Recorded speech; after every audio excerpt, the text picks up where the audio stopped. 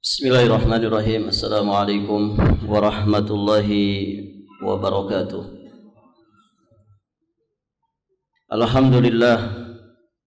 Alhamdulillahilladzi hadana li hadza wa ma kunna linahtadiya laula an hadanallah. Asyhadu an la ilaha illallah wahdahu rabbi la syarikalah wa asyhadu anna Muhammadan abduhu wa rasuluh, amma ba'd. Allahumma inna nas'aluka ilman nafi'an wa na'udzu bika min ilmin la yanfa'. Ya hayyu ya qayyum bi rahmatika nastaghits. Aslih lana sya'nana kullah wa la takilna ila anfusina tarfata 'ain. Para hadirin ikhwati fid din wa akhwat fillah rahimani wa rahimakumullah. Kita akan melanjutkan pembahasan bab yang ke-35 dari kitab Tauhid alladzi huwa haqqullah 'alal 'abid, karya Syekhul Islam Al-Imam Al-Mujaddid Muhammad At-Tamimi An-Najdi Al-Hambali alaihi rahmatullah. Dua pertemuan yang lalu kita sudah jelaskan mukaddimah dari bab ini. Selanjutnya kita akan mulai membahas beberapa dalil yang beliau sampaikan di dalam bab ini. Ada sekitar 1 ayat dan juga 4 hadis yang beliau sampaikan di dalam bab ini. Pertama, para hadirin jamaah yang dirahmati Allah, yakni firman Allah Subhanahu wa taala di surat At-Taghabun ayat yang ke-11. Allah Subhanahu wa taala berfirman, ma asaba min musibatin illa biiznillah wa man yu'min billahi yahdi qalbah wallahu bikulli syai'in alim. Allah Subhanahu wa taala berfirman yang artinya tidak ada suatu musibah pun yang menimpa seseorang kecuali dengan izin Allah Subhanahu wa taala. Dan barang siapa yang beriman kepada Allah, niscaya dia akan memberi petunjuk kepada hatinya, dan Allah Maha mengetahui segala sesuatu. Perhatikan ayat ini. Ma asaba min musibatin illa biiznillah wa man yu'min billahi yahdi qalbah wallahu bikulli syai'in alim. Ayat ini dibawakan oleh penulis ya di dalam bab minal iman as-sabru ala aqdarillah. Termasuk iman, minal iman billah, termasuk iman kepada Allah, sabar dalam menerima segala takdirnya. Mana dari ayat ini yang kaitannya dengan sabar? Perhatikan ayatnya. Dari ayat ini, mana yang kaitannya dengan sabar?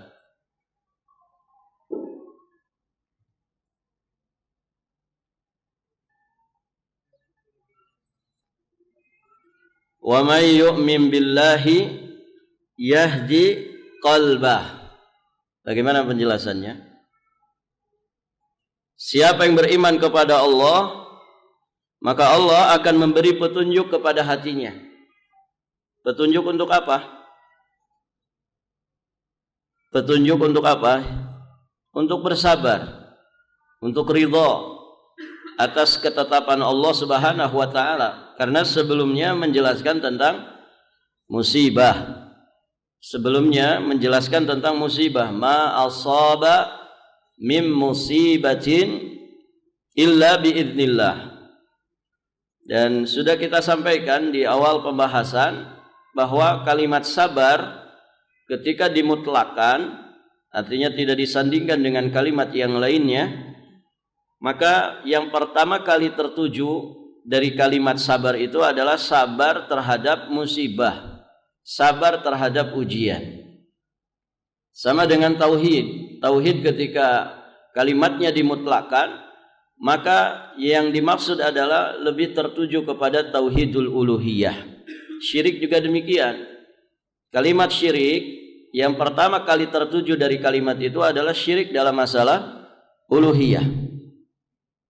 Baik para jamaah. Jadi siapa yang beriman kepada Allah, Allah akan berikan petunjuk ke dalam hatinya. Untuk apa? Untuk bersabar atas musibah yang menimpa dirinya. Untuk ridha atas ketetapan takdir yang Allah Subhanahu wa taala tetapkan atas dirinya. Baik, para hadirin jamaah yang dirahmati Allah. Ayat yang mulia ini kaitannya dengan pembahasan bab sangat jelas, kaitannya dengan pembahasan tauhid sangat jelas. Di mana para hadirin jamaah yang dirahmati Allah, ayat yang mulia ini menerangkan bahwa sabar di dalam menjalani ketentuan takdir Allah Subhanahu wa taala sehingga orangnya tidak gelisah, tidak tasakhut, ya tidak mengeluarkan kata-kata yang mengundang murka Allah, tidak melakukan niyahah dengan anggota badannya. Ini semua merupakan tanda-tanda dari keimanan. Makanya Allah menyebutkan wa may yu'min billah, siapa yang beriman kepada Allah. Dan iman itu sinonim dari tauhid. Ya, sehingga ayat ini sangat erat kaitannya dengan pembahasan bab, juga dengan pembahasan tauhid.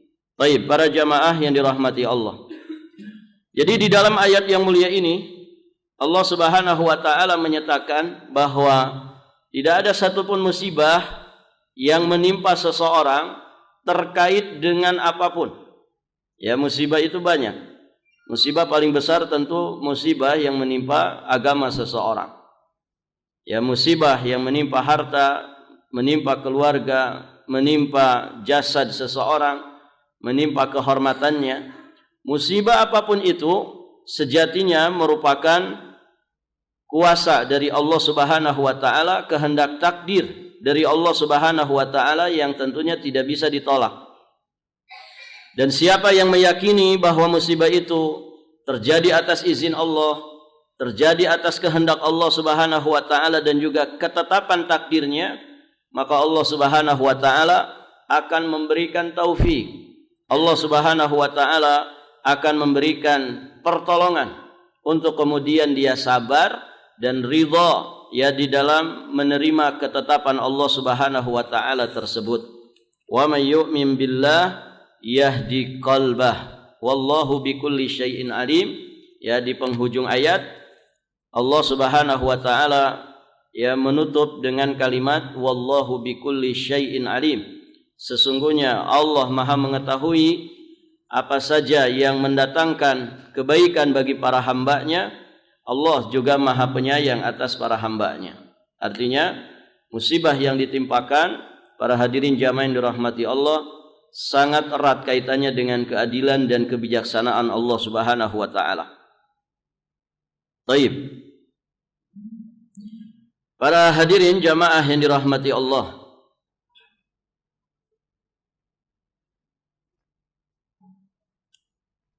kita akan rincikan beberapa faidah dari ayat yang mulia ini.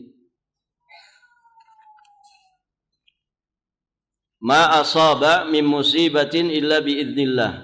Kalimat ini memberikan pelajaran kepada kita bahwa kebaikan dan keburukan itu merupakan ketetapan dari Allah Subhanahu wa taala. Kebaikan dan keburukan semuanya merupakan ketetapan dari Allah Subhanahu wa taala. Kemudian para jamaah yang dirahmati Allah, dari kalimat wa may yu'min billahi yahdi qalbah, di sini menunjukkan tentang halawat iman, manisnya keimanan. Karena iman itu punya rasa, dan rasa iman itu manis. Manisnya keimanan. Kenapa demikian? Karena ternyata iman yang ada pada diri seseorang itu menjadi wasilah bagi dirinya, menjadi sebab bagi dirinya untuk mendapatkan hidayah dari Allah Subhanahu wa taala. Ada petunjuk yang akan Allah Subhanahu wa taala berikan kepada orang-orang yang berusaha memperbaiki dan meningkatkan kualitas imannya. Sekaligus para hadirin jamaah yang dirahmati Allah, di antara manisnya iman itu akan menjadikan batin seseorang itu tenang, menjadikan tenang jiwanya, karena dia punya iman. Bagaimana tidak tenang para hadirin? Dengan keimanan, iman kepada Allah, iman kepada Rasul-Rasul Allah, kitab-kitab Allah, iman kepada yaumul akhir, iman kepada qada dan qadar, ya iman kepada para malaikat yang ditugaskan Allah Subhanahu wa taala. Ini akan mengarahkan seorang mukmin itu kepada ketenangan. Apapun keadaan, kondisi yang dia hadapi dalam perjalanan hidupnya. Kalaulah kemudian dia diberi kelapangan oleh Allah Subhanahu wa taala, maka dia akan hadapi dengan syukur. Syukur itu kan kepada Allah. Jadi semuanya kembali kepada Allah. Ketika dia diuji dengan kesempitan, maka dia pun kembalinya kepada Allah. Dengan beristirja, innalillahi wa inna ilaihi raji'un. Dengan dia bersabar karena Allah. Kalaupun para hadirin jamaah yang dirahmati Allah, dalam perjalanan kehidupannya dia menghadapi berbagai macam ketergelinciran, karena itu pasti akan dialami oleh setiap manusia. Ya kullu bani Adam khata', maka segera dia akan kembali juga kepada Allah dengan taubat nasuhanya. Makanya di kesempatan yang lain, penulis rahimahullahu ta'ala di kitab Qawaidul Arba menegaskan ya bahwasanya orang yang bersyukur atas nikmat Allah, orang yang bersabar atas musibah yang menimpa dirinya, dan orang yang beristighfar, segera bertaubat ketika terjatuh ke dalam kesalahan, ini unwanus sa'adah, ya merupakan tanda dari tanda-tanda kebahagiaan. Baik, para jamaah yang dirahmati Allah, maka inilah halawah iman. Ya, jadi cara pandang, sudut pandang orang beriman itu adalah sudut pandang yang terbaik. Kenapa? Karena dia mengaitkan segala sesuatu ya dengan Allah Subhanahu wa taala, sehingga hatinya selalu tenang. Ya, menghadapi apapun selalu tenang. Kenapa? Dia punya iman, punya ilmu yang kemudian menghasilkan iman, menghasilkan amal saleh. Maka tenang hidupnya. Tidak peduli isu apapun yang kemudian tersebar di tengah-tengah manusia. Ya, zaman semakin susah katanya begitu ya. Bumi ini semakin panas nantinya. Barakallahu fikum. Banyak sekali isu-isu yang beredar di tengah-tengah masyarakat, sampai kemudian menganggap bahwa bumi ini sudah tidak layak huni lagi. Sampai kemudian banyak orang yang nggak ada kerjaan ya, cari-cari planet lain untuk nanti menjadi solusi ketika bumi ini sudah pemanasan global. Ikhwan, orang beriman tidak khawatir dengan yang seperti itu. Ya. Ekonomi semakin susah berapa tahun ke depan. Ya. Seorang beriman muwahhid tidak akan gelisah dengan yang seperti itu. Dia punya iman. Ya, bumi ini para jamaah itu sudah dipilih oleh Allah sebagai Al-Khaliq, pencipta alam semesta ini. Bahwa ini tempat kita hidup, tempat hidupnya manusia ya di bumi ini. Selama belum kiamat, bumi ini selalu layak huni. Bumi ini selalu layak huni. Ya, makanya Allah Subhanahu wa taala memberikan bimbingan-bimbingan, wala tufsidu fil ardi ba'da islahiha. Ya, jangan dirusak bumi ini, karena bumi ini sejatinya aman untuk manusia, tempat yang layak huni bagi manusia. Ya, kita tidak usah repot-repot cari tempat yang lain, cari planet yang lain untuk tinggal, untuk menjadi tempat huni. Ya. Maka para hadirin jamaah yang dirahmati Allah, ini halawah iman. Ya, manisnya keimanan menjadikan jiwa seorang hamba selalu tenang dengan imannya. Apapun isu yang tersebar, apapun keadaan yang dihadapkan kepada dirinya. Baik, para jamaah yang dirahmati Allah. Wallahu bikulli syai'in alim. Dari kalimat ini mengandung pelajaran bahwasannya ilmu Allah Subhanahu wa taala itu meliputi segala sesuatu. Wa ahata bikulli syai'in ilma. Allah itu ilmunya meliputi segala sesuatu. Artinya apa yang akan terjadi, apa yang akan terjadi dalam waktu dekat ataupun dalam waktu yang jauh, Allah Maha tahu. Apa yang sedang terjadi, apa yang sudah terjadi, apa yang belum terjadi, kalau nanti terjadi kejadiannya seperti apa, semua sudah diilmui oleh Allah Subhanahu wa taala. Dan ini bagian yang penting ya di dalam iman kepada takdir Allah Subhanahu wa taala. Karena ada sebagian orang meyakini Allah itu baru tahu sesuatu kalau sudah kejadian. Kalau belum kejadian, Allah tidak tahu. Ini jelas pemahaman yang batil. Ya, di antaranya berdasarkan ayat ini, wallahu bikulli syai'in alim wa ahata bikulli syai'in ilma. Salah satu di antara asma Allah, Allah Al-Alim, yang maha mengetahui segala sesuatu. Allah Al-Khabir, yang maha teliti, di dalam mendeteksi segala sesuatu. Baik, para jamaah yang dirahmati Allah. Jadi ilmu Allah meliputi segala sesuatu. Dan keyakinan seorang hamba kepada ilmu Allah ini, itu yang menjadikan dia senantiasa muraqabah, merasa diawasi oleh Allah Subhanahu wa taala dimanapun, kapanpun, dalam keadaan apapun. Baik. Kemudian berikutnya, dari ayat ini juga kita bisa memahami bahwa kebaikan itu akan melahirkan kebaikan yang lainnya. Iman itu kebaikan yang sangat tinggi derajatnya. Maka iman itu akan melahirkan kebaikan-kebaikan yang lain. Iman itu kalau benar pasti akan melahirkan semangat untuk orang itu mempelajari agama ini. Iman itu kalau benar, hadirin jamaah yang dirahmati Allah, dimiliki oleh seseorang, maka dia akan menghasilkan amal-amal yang saleh. Dan demikian seterusnya. Ya, satu kebaikan akan menarik kebaikan-kebaikan yang lainnya. Maka berbahagialah orang ketika kesibukannya adalah dalam kebaikan. Kenapa? Karena semakin dia banyak melakukan kebaikan, semakin banyak pula kebaikan yang bisa dia tarik kepada kebaikan-kebaikan yang dilakukannya. Ya, kita sering kasih contoh. Kalau antum datang ke sini, apa kebaikan yang dituju?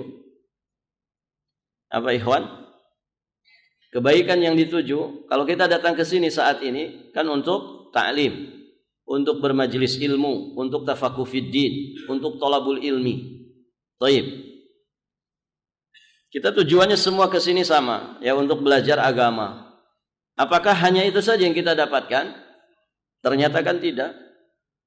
Ada kebaikan yang lain yang kemudian diikut sertakan oleh Allah Subhanahu wa taala ke dalam satu kebaikan yang kita tuju ini.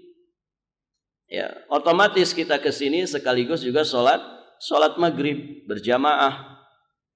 Bisa jadi kalau kita tidak taklim, kelewat ini salat jamaah. Mau tidak mau juga kita berdiam diri di masjid. Intidharus shalah, ya, intidharus shalah ba'da shalah. Itu dihitung sebagai salat. Menunggu satu salat, ya. Setelah satu salat selesai, menunggu salat berikutnya, ini hitungannya salat. Hitungannya salat. Jadi ada berapa kebaikan yang bisa kita dapatkan hanya gara-gara kita datang untuk bermajelis ta'lim. Pada maghrib kalau kita nggak keluar dari masjid ini, para jamaah, sampai kemudian mengantarkan kita ke waktu isya, maka menunggu waktu isya di dalam masjid tidak beranjak keluar masjid, ini hitungannya salat. Berapa menit antara maghrib dan isya? Bisa 40 menit, begitu ya? Ada yang kuat sholat 40 menit, ikhwan? Alhamdulillah Ustaz kuat, kalau pas Ramadan saja, tapi itu pun karena imamnya panjang, gitu. 40 menit sholat, ini Masya Allah, fadilah yang besar. Kita kalau sengaja sholat 40 menit, mungkin berat. Tapi dengan duduk kita di masjid, Ya, kita selesai dari satu sholat, ya kemudian tidak keluar dari masjid, nggak ada yang menahan kita untuk keluar dari masjid kecuali karena kita ingin dapat sholat berikutnya. Ini hitungannya sholat. Hitungannya sholat. Fadilahnya kita dapat pahala sholat. Belum kalau antum niatkan iktikaf, ya di dalam masjid, ya dari mulai masuk maghrib sampai selesai isya bisa 2 jam itu, bisa 2 jam atau 1 jam setengah. Dapat pahala iktikaf, ketemu teman yang mungkin lama tidak ketemu, yang tadinya mungkin ada masalah para jamaah, ada sekat-sekat di antara kita, ketika ketemu menjadi akrab lagi. Ini juga kebaikan.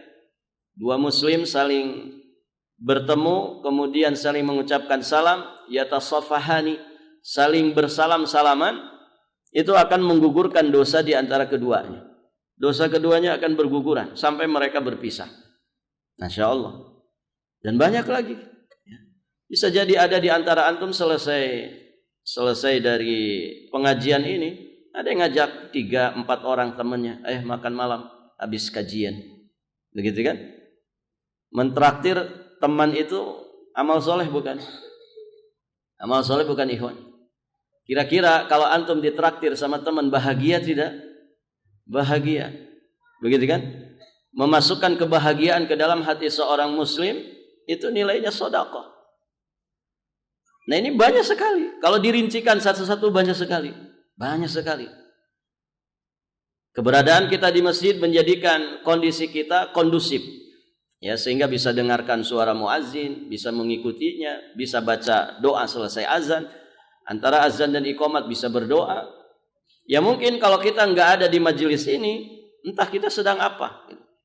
Banyak orang yang baru datang ke masjid, ya nunggu qomat saja. Belum qomat, baru azan. Baik para jamaah. Jadi banyak kebaikan-kebaikan yang bisa kita ikutkan.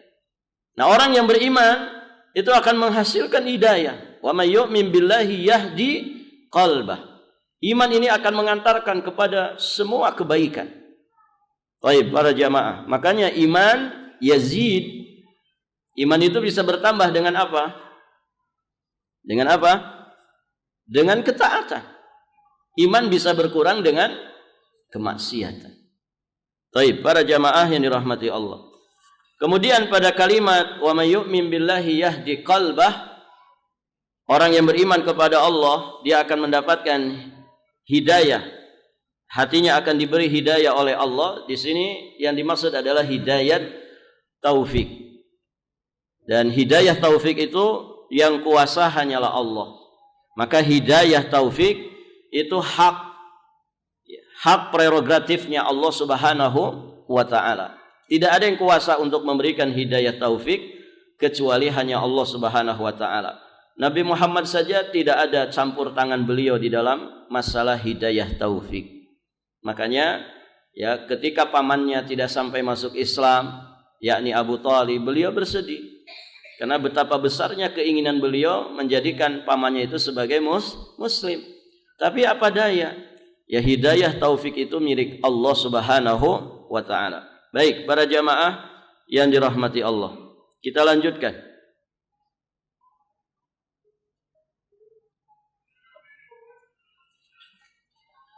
Berkaitan dengan orang yang hatinya mendapatkan petunjuk dari Allah di dalam ayat tersebut, maka Alqamah rahimahullahu ta'ala. Alqamah ini yang dimaksud adalah Alqamah bin Qais bin Abdullah An-Nakhai Al-Kufi. Beliau salah seorang pesohor, salah seorang ulama, tokoh tabi'in senior. Alqamah bin Qais. Di dalam sejarah disebutkan beliau wafat di tahun 60 Hijriah. Baik, para jamaah yang dirahmati Allah, beliau menjelaskan tentang ayat tersebut. Wa may yu'min billahi yahdi qalbah. Kata beliau rahimahullahu taala, huwa ar-rajul tusibuhul musibah faya'lam annaha indallah fayardha wa yusallim. Yang dimaksud wa may yu'min billahi yahdi qalbah, yakni seseorang yang apabila ditimpa musibah dia segera meyakini, dia segera yakin bahwa semuanya ketentuan dari Allah, maka akhirnya dia pun ridha dan dia menerima dengan pasrah ketetapan Allah Subhanahu wa taala tersebut. Baik, para jamaah yang dirahmati Allah Subhanahu wa taala. Nah, inilah yang dimaksud wa may yu'min billahi yahdi qalbah. Orang yang ditimpa musibah kemudian dia segera meyakini bahwa semua musibah ini dengan izin Allah, ya semua dengan ketentuan, ketetapan, takdir dari Allah Subhanahu wa taala, yang dengan keyakinannya itu akhirnya para jamaah yang dirahmati Allah, dia sabar, dia ridha, dia pasrah menerima ketetapan Allah Subhanahu wa taala tersebut. Dan di sini berarti Alqamah rahimahullahu taala, beliau memandang bahwa sabar di dalam menghadapi musibah ini termasuk tanda-tanda dari keimanan. Maka pantaslah kalau kemudian ayat ini dibawakan oleh penulis di dalam kitab Tauhid bab tentang kesabaran. Ya, karena keterikatan sabar hati seseorang di dalam menerima musibah ini sangat erat kaitannya dengan keimanan atau ketauhidan seseorang. Baik para jamaah yang dirahmati Allah, berikutnya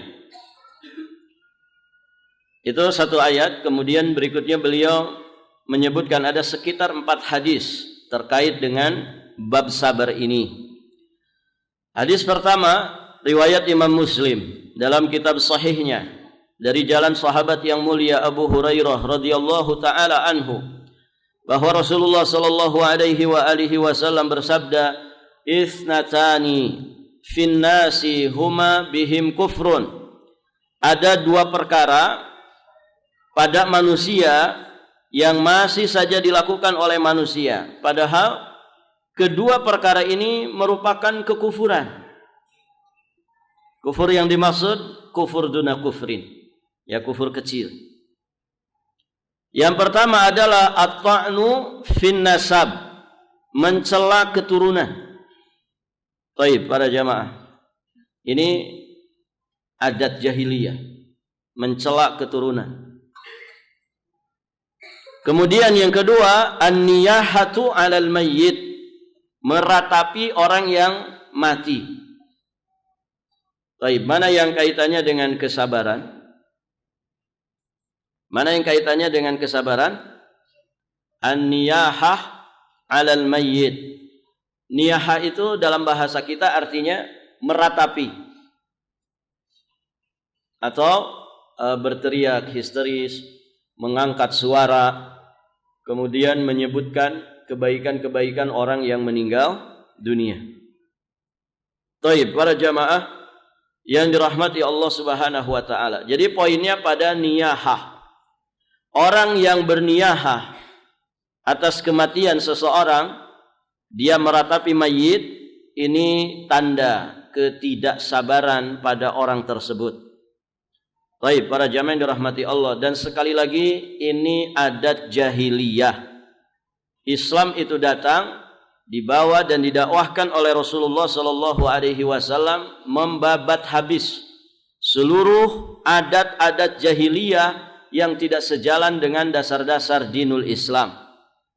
Ya, oleh karenanya di sini Nabi menyebutkan di antara adat jahiliyah ini 2 perkara, at-ta'nu fin nasab. Ya, tidak boleh kita mencela nasab. Kenapa enggak boleh, ikhwan? Kenapa cela nasab itu tidak boleh? Kita kalau dicela-cela, ya, dasar kamu anak miskin, orang tuamu miskin, kamu darahnya merah, kalau saya darahnya biru, begitu ya. Baik para jamaah, kalau ada orang mencela nasab, ya, maka ini bisa menyakiti perasaan orang lain, bisa menyakiti perasaan orang lain, dan menyakiti perasaan seorang muslim ini haram. Ya, kehormatan seorang muslim itu haram diganggu. Ya, nasab ini kehormatan. Para hadirin jamaah yang dirahmati Allah, harga diri. Dan nasab itu kan, siapa yang pilihkan kita memiliki nasab? Allah, begitu ya. Bisa nggak antum milih-milih? Saya nasabnya pengen ke Raja Fulan aja. Bisa nggak? Nggak bisa. Itu ketetapan Allah. Ya. Kalau boleh pilih-pilih, kita pengen jadi anaknya Rasulullah, kan begitu. Nasabnya nyambung ke Nabi. Kalau pengen pilih-pilih, kan nggak bisa milih. Maka jangan dicela nasab. Siapapun bapaknya, siapapun kakeknya, siapapun nenek moyangnya, jangan dicela nasab itu. Baik para jamaah, karena ini akan menyakiti perasaan orang lain. Kemudian mencela nasab orang, sama saja dia mendudukkan dirinya lebih tinggi dari orang lain. Ini namanya apa? Kiber. Ini namanya kiber, sombong. Sombong, para hadirin jamaah yang dirahmati Allah. Ini adat jahiliyah. Kamu turunan orang miskin, gitu. Lihat keluarga saya, begitu. Nah, berarti kan dia memposisikan dirinya di atas orang, dan ini kesombongan. Waliyadzubillah. Seorang muslim tidak melakukan itu, karena ini adat jahiliyah. Baik, para jamaah yang dirahmati Allah. Kemudian niyaha 'alal mayyit. Yang kedua, adat jahiliyah yang disebutkan oleh Nabi, yang dikatakan sebagai kekufuran, berarti lawan daripada iman. Seorang mukmin menjauhi perkara ini. Adalah an-niyahah 'alal mayyit, meratapi mayit. Baik, para jamaah. Meratapi mayit ini gambaran ketidaksabaran seseorang ketika ditimpa musibah. Ya, salah satu di antara musibah adalah kehilangan orang-orang yang kita cintai atau orang-orang yang mencintai kita. Ditinggal mati lah bahasanya begitu. Ini musibah. Musibah para jamaah. Dan ini biasanya yang dikenal masyarakat kita. Musibah itu ya ini. Makanya di sebagian kalangan masyarakat kita, innalillahi itu hanya untuk orang yang meninggal dunia, kan begitu ya. Kalau ada orang tersandung batu, dia ngucapin innalillahi wa inna ilaihi rajiun, kadang suka ditegur, hes pamali, nanti mati kamu, jadi disangkanya innalillahi itu untuk musibah kematian saja, padahal musibah itu bukan kematian saja. Wong ayatnya juga jelas, wala nabluwannakum bisyai'in minal khaufi wal ju'i wa naqsim minal amwal wal anfusi wa naqsim minal amwali wal anfusi wath thamarat wa basyiris sabirin. Sungguh benar-benar kami akan menguji kalian dengan sedikit dari rasa takut, sedikit dari rasa lapar, sedikit dari rasa kehilangan, kekurangan harta, kekurangan jiwa, kekurangan buah-buahan, kelaparan. Para hadirin jamaah yang dirahmati Allah. Kemudian di ujung ayatnya, wa basyiris sabirin, berikanlah berita gembira kepada orang-orang sabar. Siapa orang sabar ini? Alladzina idza asabatuhum musibah, yakni orang-orang yang ketika ditimpa musibah mereka mengucapkan kalimat istirja', inna lillah wa inna ilaihi raji'un. Musibahnya apa? Bukan kematian saja, bukan naqsul anfus, bukan kehilangan jiwa saja, bisa kelaparan, bisa kekurangan buah-buahan. Ya, para jamaah yang dirahmati Allah, kekurangan buah-buahan ini musibah. Ikhwan, buah-buahan murah atau mahal? Buah-buahan di kita murah atau mahal? Ketahuan Anda pernah makan buah-buahan. Karena mahal, begitu ya? Mahal buah-buahan. Cuma antum beli buah-buahan, ya, bisa lebih mahal daripada beras. Ya tidak, ikhwan? Anggur itu sekilo berapa? Anggur yang super bisa 100.000, gitu ya. Masya Allah, beras sekilo berapa? Dah sampai 100.000. Artinya, mohon maaf, ini buah-buahan jadinya makanan kalangan tertentu saja.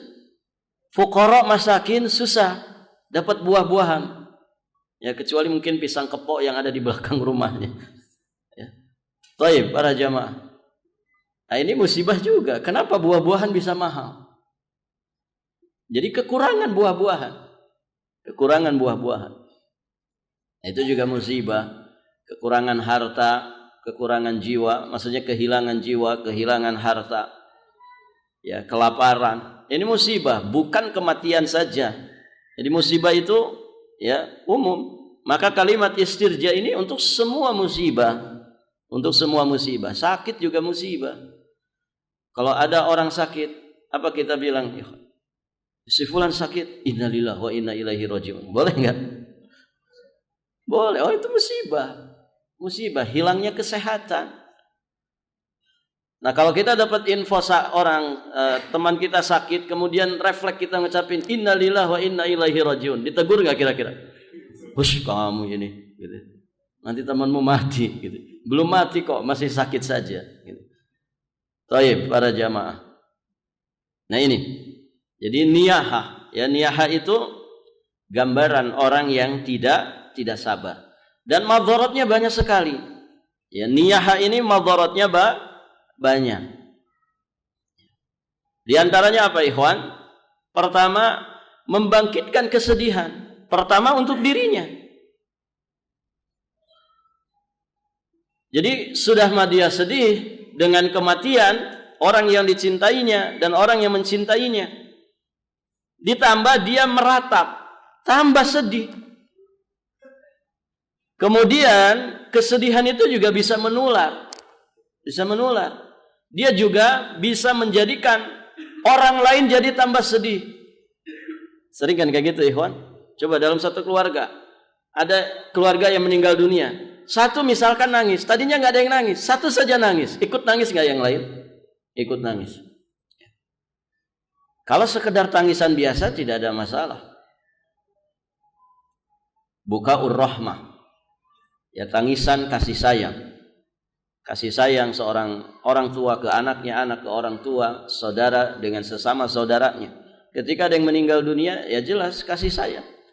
Bisa menangis. Namun para jamaah yang dirahmati Allah, niyaha itu bukan sekedar nangis, tapi dia meratap. Biasanya tidak sekedar nangis ya, tapi dia histeris, kadang hilang kesadarannya. Begitu ya, hilang kesadarannya, mukul-mukul pipi, ya nampar-nampar pipi, kadang merobek baju, kadang memukulkan kepalanya ke tembok, kemudian da'a bidakwal jahiliyah, ya dia teriak-teriak, ya dia panggil-panggil si mayit, menyebut-nyebutkan kebaikannya, ya dalam keadaan seolah-olah dia tidak punya kendali dan kesadaran. Nah ini tentu akan menular, menjadikan orang yang ada di sekitarnya juga tambah sedih. Kemudian para jamaah yang dirahmati Allah, niyaha itu menjadikan musibah semakin besar. Dia membesar-besarkan musibah. Sebetulnya musibah ringan saja, karena Allah tidak akan mungkin memberikan musibah apa yang kemudian di luar batas kemampuan seorang hamba. Kalau kemudian disikapi dengan ratapan, maka dia berarti membesar-besarkan musibah. Kemudian para jamaah yang dirahmati Allah, jelas orang yang niyaha berarti dia marah, berarti dia protes, berarti dia menentang terhadap takdir Allah Subhanahu wa taala. Dan tidak jarang kemudian niyaha itu diiringi dengan kata-kata dusta tentang Allah Subhanahu wa taala. Ya akhirnya mencaci maki Allah. Allah tidak adil, Allah ya zalim, ya Allah tidak sayang kepada saya, dan kalimat-kalimat yang semisal yang menunjukkan ketidaksabarannya, menunjukkan suudzonnya dia kepada Allah Subhanahu wa taala. Baik para jamaah, dan terakhir niyahah itu tidak bisa menolak qadha. Apakah kemudian dengan ratapan orang yang mati itu bisa hidup lagi? Tidak bisa. Juga tidak bisa merubah keadaan. Tidak bisa. Orang kalau sudah celaka ya celaka. Tidak bisa merubah keadaan. Ya, nggak ada dengan ratapan kemudian tiba-tiba jadi sembuh, tiba-tiba jadi hidup lagi. Tidak ada. Dia tidak bisa menolak qadha, juga tidak bisa merubah keadaan sedikit pun. Maka Yang ada adalah kerugian. Orang yang niyaha ini, para jamaah yang dirahmati Allah, dia akan mendapatkan kerugian dunia sekaligus juga akhirat jika dia tidak bertaubat kepada Allah Subhanahu wa taala. Taib, para jamaah yang dirahmati Allah.